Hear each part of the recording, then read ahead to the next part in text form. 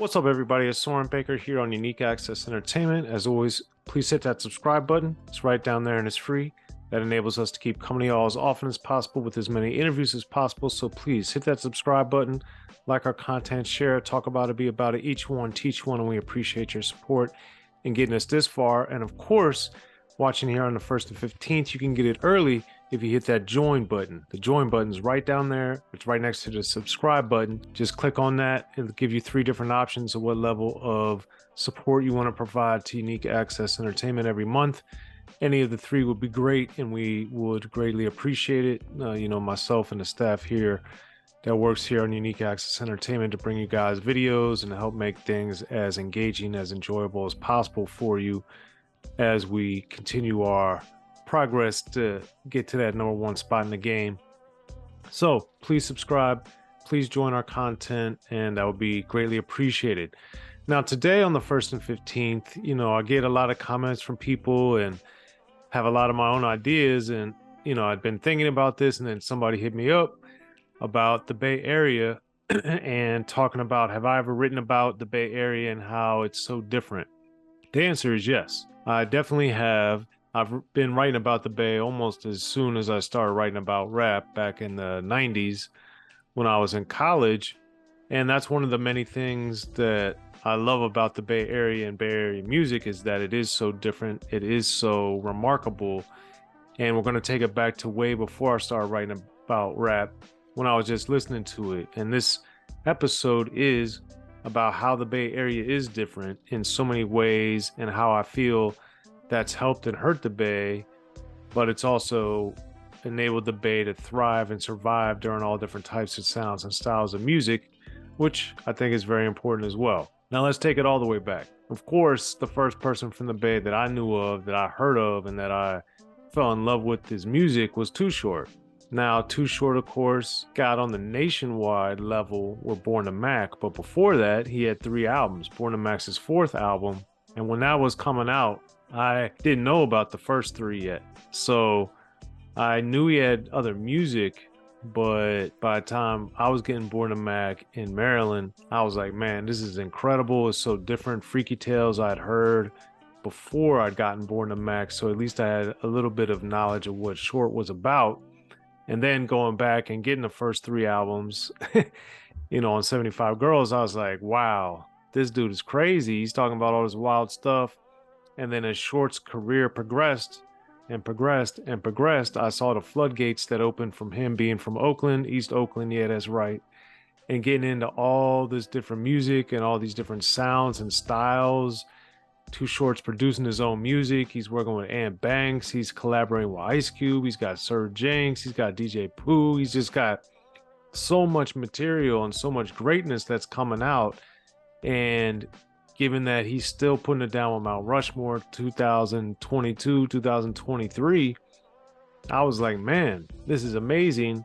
I had long thought that Short was one of the best rappers of all time. And I mean, one of the best, in the super elite category. And when you go back and look at his discography, you look at his collaborations, you look at his work on soundtracks, bringing out other artists, Short has just put it down for decades and shows no signs of slowing down. And for that was my introduction to the Bay Area rap, and really showed me that regardless of what was going on in rap at the time, because I was getting, Born to Mac in 87-ish type of era, before Life is Too Short came out. So, I had heard all these different types of rap already at this point. Rap was big in different regions, different cities. Of course, Philadelphia, given my love for Schoolie D and all the DJs there in Philadelphia, I was aware, and the 2 Live Crew was popping already. So I knew that there was rap from different places other than New York, but Too Short even more so than what was going on in LA at the time, because LA was still finding its voice as this post techno hop electro type of rap. Too Short was just showing there was something else going on the West Coast and in Oakland specifically, and that really clued me into the Bay Area and made me want to start paying attention. Of course, couple years later, we get Digital Underground. They're putting it down, delivering amazing stuff, and they brought another wrinkle to rap. They brought this party vibe, the funny, all the different characters that Shock G had, Money B doing his thing, and DJ Fuse. They had Raw Fusion with Money B, the side group. Of course, they brought out Tupac. So I mean, Digital Underground added another dimension that sounded nothing like what Too Short was doing. So I was further intrigued. And then of course we get to people like E-40 and the Click and that whole sound and the mob music that they really helped patent and popularize and put the stamp on it. But that was something that came a little later, because before all those people, of course, we had MC Hammer that was putting it down, also out of Oakland, and he was very different from Too Short, very different from Digital Underground, and Hammer was bringing a dance style. And if you listen to a lot of his early material, he had a lot of break beats, he had a lot of party stuff, and this was different than Digital Underground's parties, because MC Hammer's party was more about having fun and having some rhymes and stuff with the break beats, whereas Digital Underground was much more comedic and these characters and these zany outfits in the videos and different things, whereas Hammer was a phenomenal dancer. So that juxtaposition there from Oakland as well. So Oakland, we got Too Short. Oakland, we got MC Hammer.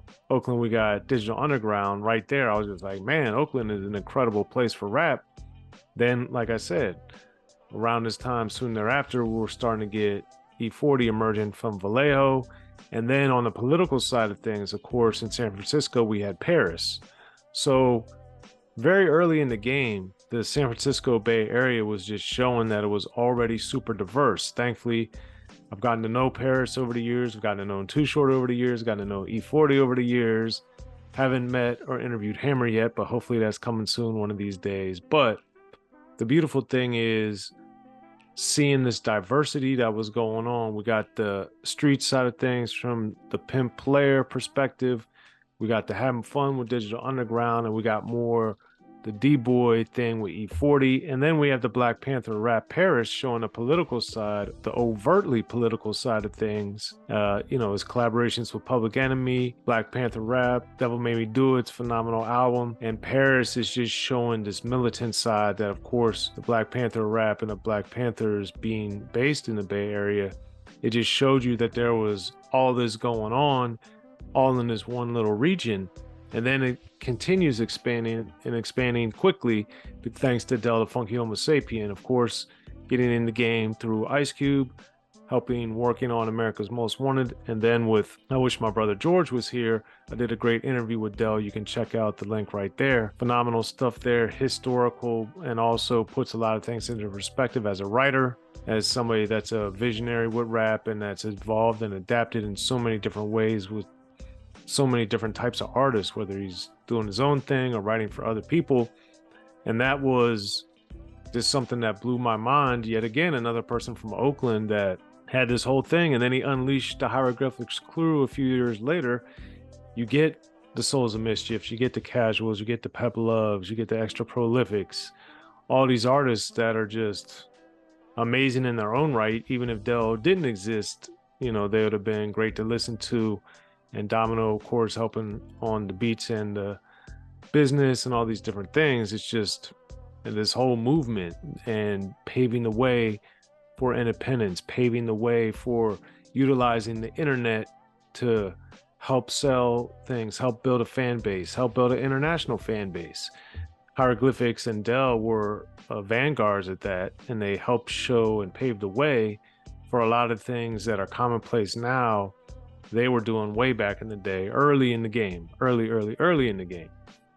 Speaking of early in the game, one of the early guys that got super big, also from the Bay, from a place I'd never heard of until him, was Spice One from Hayward. Now, I didn't know much about Hayward, still don't, and sadly I've never been there yet, but maybe one day. But the bottom line is that Spice One brought, another thing to the game, which was super heavy gangster stuff, in a way that was different from, to that point, what we had heard from, at least to me, on the big scale like Spice One was able to achieve going gold so many times on Jive Records. But Spice One really brought that super gangsterism to the forefront. You know, Menace to Society soundtrack, doing big collaborations. You know, got stuff with MC8 among many others. So Spice One just showed that, you know, you can do different styles with his stutter stop stuff, his reggae stuff, the super gangster stuff, and really come out and just, you know, sell millions of albums and be someone that helps put your city on the map, even though it's in that same area. It's a different section of the Bay. And for me, that was exciting because, as I would imagine is the case with a lot of people, I learned about different places in the United States, or at least different parts of these different places in the United States through rap. Of course, I knew of the Oakland Raiders or the Oakland Athletics, but it wasn't until I was listening to Too Short or Digital Underground or different people that I would see or understand different parts of Oakland. And that was exciting to me. So with Hayward, with Spice One, then I was getting to learn a little bit about that city. And then, of course, even though he's not from the Bay, Tupac, you know, born in New York, raised in Baltimore, and then moves up to the Bay, becomes one of the biggest artists after he, you know, makes waves with Digital Underground, and is one of the more, if not the most influential, one of the most influential people in rap history, and definitely in the game, generally speaking. And one of the many people that Tupac loved was Sibo. Sibo's from Sacramento. I've had the good fortune of knowing Sibo since the 90s, traveled with them, done all kinds of stuff. Here's a link to one of my interviews with him on Unique Access Entertainment. Thanks for that, Sibo.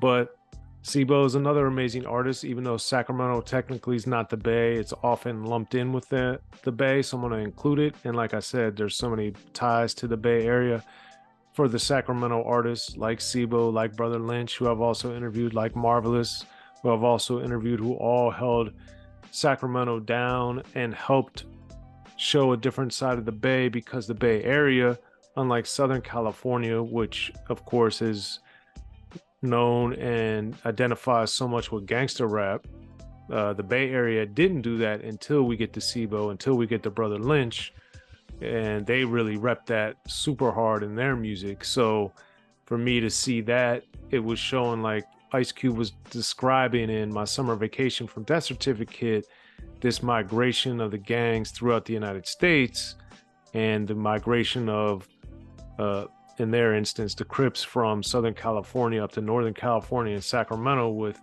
Sibo and Brother Lynch. That was interesting to not only listen to, but getting to know Sibo in particular, talking to him about that over the years and how that shaped him, you know, gave me a lot of insight and taught me a lot of stuff. And speaking of migration, in the Bay, we also have Richmond, where we have Master P and his laying the foundation for No Limit, and the juggernaut that became once he relocated back down into the New Orleans, Baton Rouge area, you know, originally from New Orleans, but ended up No Limit really being headquartered in Baton Rouge when he was blowing up, after establishing it as a independent powerhouse in the Richmond section of the Bay, or city in the Bay. And that to me also showed something that was great, that someone moved to the Bay as Tupac did, but Master P used that hustle mentality, that independent mentality, that out the trunk mentality that Too Short had been doing since the old school tapes with Freddie B in the 80s. Fast forward about a decade later, and Master P was able to turn that hustle, that grind, into this national movement that at the time that he really broke through in 96, 97, he was the biggest independent artist. He put out the first direct-to-video movie with I'm Bout It, and changed the landscape, I would say, of entertainment, not just rap, but entertainment, with what he did with his direct-to-video movies, and then ended up getting a deal with Dimension Films, a major film company, and that launched Master P into so many different arenas. And he just showed, you know, there was no stopping him, no limit to his hustle, no limit to his game, and that was true and amazing. And of course, around the same time, we're getting or even a little before Master P, we had Drew Down, also putting it down for Oakland. Pimp of the Year, amazing song with the 7 minutes of funk sample that, of course, so many people had used before. Dana Dane, you know, he had it on his Love at First Sight song. Shout out to Dana Dane. You can get that shirt at slangsmith.com if you're so inclined. Shout out to the good people there. But, you know, EPMD used it, the Alcoholics used it, Jay-Z used it, Drew Down used it as well.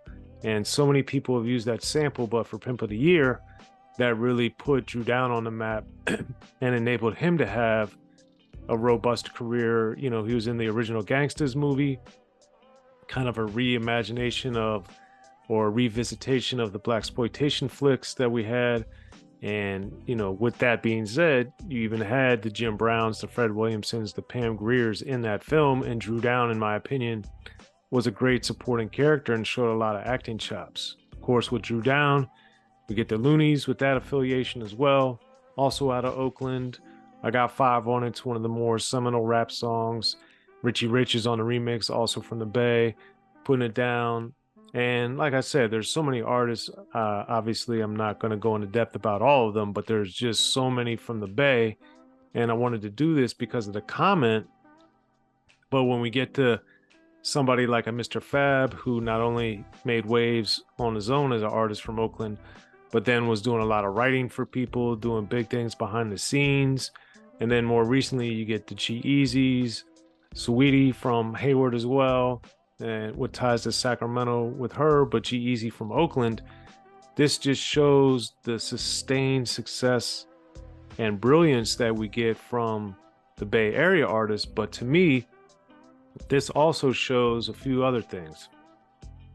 Mainly, it's the brilliance of the Bay, that it can have so many different sounds and styles. You know, you got Sugar T also putting it down. You have females.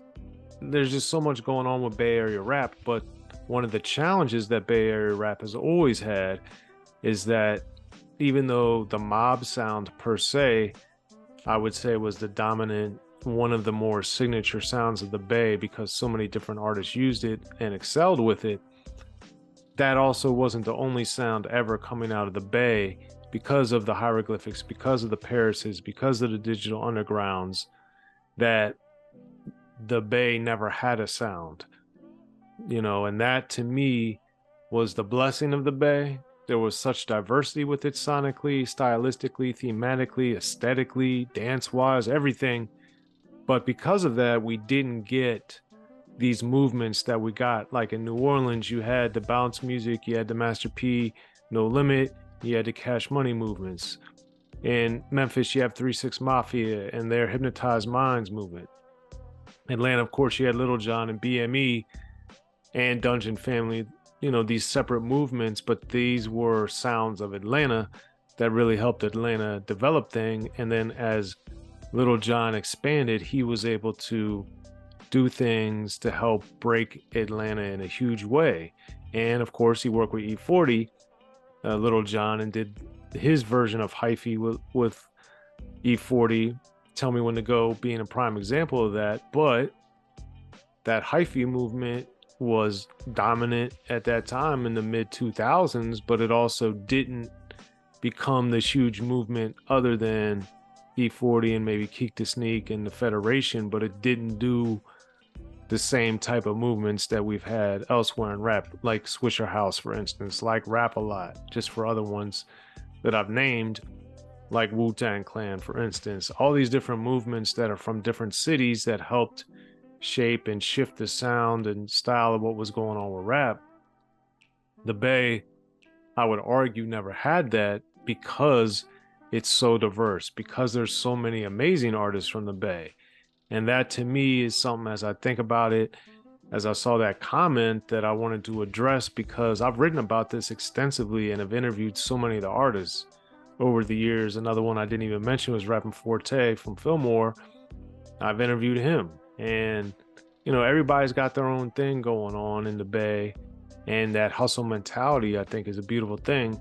But I also think because there's no major record labels up there, because there's so many sounds and styles, because the Bay itself is a very diverse, culturally robust area, it's not one type of thing. So it's not a cookie cutter situation.